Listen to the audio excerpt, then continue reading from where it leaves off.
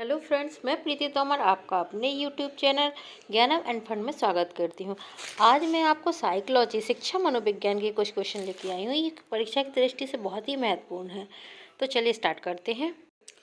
बहुत ही important question है। जो टेट वर्ग 3 की परीक्षा आ रही है उसमें इसी तरह के क्वेश्चन पूछे जाएंगे। इनमें से क्वेश्चन बाहर कोई सा नहीं जाएगा। अगर आप इसको तैयार कर लेते हैं जो सीरीज में लेके आई हूँ, तो आपको उन्हीं में से सारे शिक्षा मनोविज्ञान के क्वेश्चन मिल जाएंगे। तो चलिए स्टार्ट करते हैं। शिक्षा शब्द का प्रयोग उन सब परिवर्तनों को व्यक्त करने के लिए किया जाता है जो एक व्यक्ति में उसके जीवन काल में होते हैं। ये कथन किसका है? तो इसका राइट आंसर होगा डगलस व हॉलैंड, यानी इसका डगलस व हॉलैंड इसका राइट आंसर है।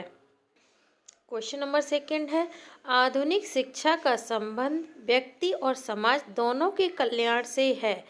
किस वेदांत की परिभाषा? ये किसने कहा है? तो इसका राइट आंसर होगा द फ्रैंडसन। ये फ्रैंडसन ने कहा है। क्वेश्चन नंबर 3 है, साइकोलॉजी शब्द 2 शब्दों से मिलकर बना है। वे कौन से हैं? तो इसका राइट आंसर होगा psyche plus logos. Psyche plus logos equal to psychology. Question number 4 है, मनोविज्ञान ने सर्वप्रथम अपनी आत्मा को खोया, फिर मन या मस्तिष्क को खोया, इसके बाद अपनी चेतनाशीलता को खोया, अब भी यह व्यवहार का अध्ययन बना हुआ है। यह किसका कथन है? तो इसका राइट आंसर होगा वुडवर्थ का इसका राइट आंसर है। क्वेश्चन नंबर 5 है, मनोविज्ञान मानव व्यवहार का विज्ञान है। किसकी परिभाषा है? तो इसका राइट आंसर होगा पिल्सबरी की ये परिभाषा है। क्वेश्चन नंबर 6 है, मनोविज्ञान के ज्ञान के प्रचलित होने के कारण ही शिक्षण गतिविधियों में क्रांतिकारी परिवर्तन हुए हैं। किसने कहा है? तो इसका राइट आंसर होगा रेवर्ण ने कहा है, मनोविज्ञान के ज्ञान के प्रचलित होने के कारण ही शिक्षण विधियों में क्रांतिकारी परिवर्तन हुए हैं।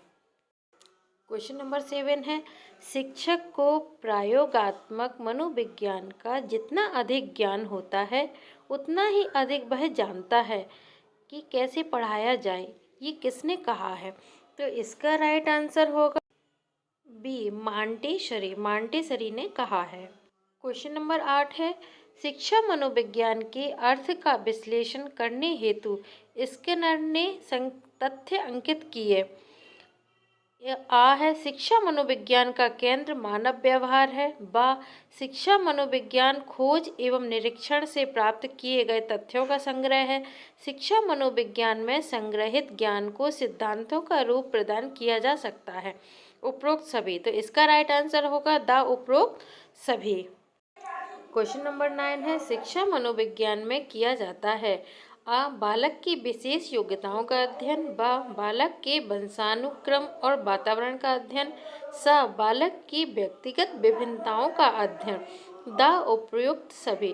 तो इसका राइट आंसर होगा द उपयुक्त सभी। शिक्षा मनोविज्ञान में ये तीनों चीजें की जाती हैं। क्वेश्चन नंबर 10 है, विज्ञान की विधियों की मुख्य विशेषताएं हैं विश्वसनीयता, यथार्थता, निष्पक्षता, उपरोक्त सभी। तो इसका राइट आंसर होगा द उपरोक्त सभी। क्वेश्चन नंबर 11 है, कौन सी विधि मनोविज्ञान की परंपरागत विधि है?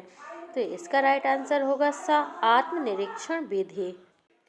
क्वेश्चन नंबर 12 है, गाथा वर्णन विधि की आत्मनिष्ठता के कारण इसके परिणाम पर विश्वास नहीं किया जा सकता। किसने कहा है? तो इसका राइट आंसर होगा स्किनर। इसका राइट आंसर होगा स्किनर। क्वेश्चन नंबर 13 है, अपनी स्वाभाविक त्रुटियों के कारण वैज्ञानिक विधि के रूप में निरीक्षण विधि अविश्वसनीय है। ये कथन किसका है? तो इसका राइट आंसर होगा डगलस एवं हॉलैंड इसका राइट आंसर है। क्वेश्चन नंबर 14 है, मनोविश्लेषण विधि का जन्मदाता किसे माना जाता है? मनोविश्लेषण विधि का जन्मदाता किसे माना जाता है? तो इसका राइट आंसर है बी फ्रायड को मनोविश्लेषण विधि का जन्मदाता माना जाता है। क्वेश्चन नंबर 15 है, मनोभौतिकी का संबंध जीवित प्राणियों की उस अनुक्रिया से है जो जीव पर्यावरण की ऊर्जात्मक पूर्णता के प्रति करता है। किसने कहा है? इसका राइट आंसर है बी, आइजनेक। आइजनेक ने कहा है। क्वेश्चन नंबर 16 है, वंशानुक्रम में वे सभी बातें आ जाती हैं जो जीवन का आरंभ करते समय, जन्म के समय नहीं वरन गर्भाधान के समय, जन्म से लगभग 9 माह पूर्व व्यक्ति में उपस्थित थीं। किसकी परिभाषा है? तो इसका राइट आंसर है बा, वुड बर्थ। ये परिभाषा किसकी थी? वुड बर्थ की।